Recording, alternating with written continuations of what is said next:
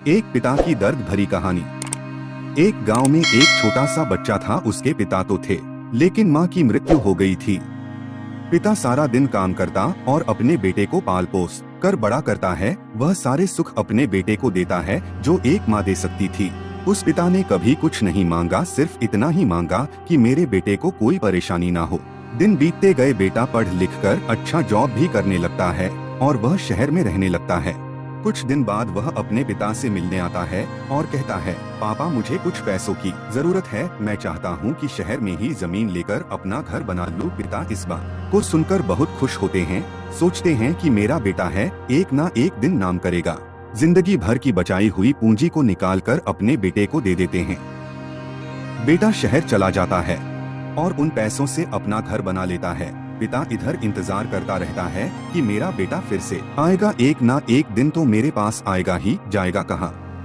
उसके पास अब कोई नहीं जाता था, क्योंकि ना ही अब उस पिता के पास पैसे थे और ना ही रहने का जगह था।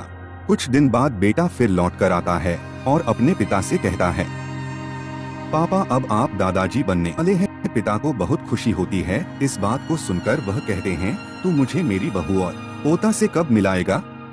बेटा कहता है, बस पापा थोड़े दिन और।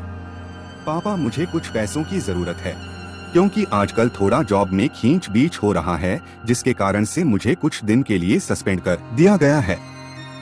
पिता के पास कुछ नहीं रहता है देने के लिए, लेकिन फिर भी कहता है, अच्छा बेटा तू रुक, मैं अभी आया कुछ पैसों का बंदोबस्त करके।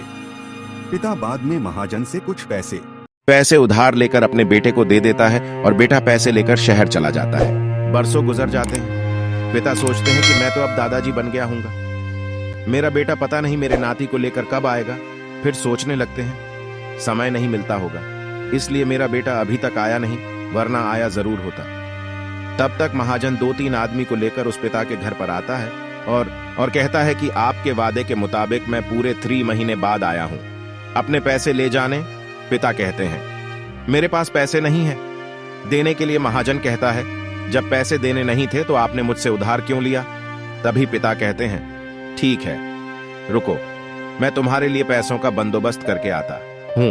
और वहां के नजदीकी अस्पताल में चले जाते हैं। वहां जाकर अपना ब्लड डोनेट करते हैं और अपनी एक किडनी बेच देते हैं और उस महाजन का कर्ज छूटा कर देते हैं। किडनी बेचने के बाद उनकी स्थिति और भी खराब हो जाती है और वह उस राह में जी रहे होते हैं कि मेरा बेटा एक दिन आएगा जरूर। इस आस में जीते जीते एक दिन पिता की मृत्यु हो जाती है, परंतु उस बेटे को अपने पिता को आग देना भी नसीब नहीं हुआ।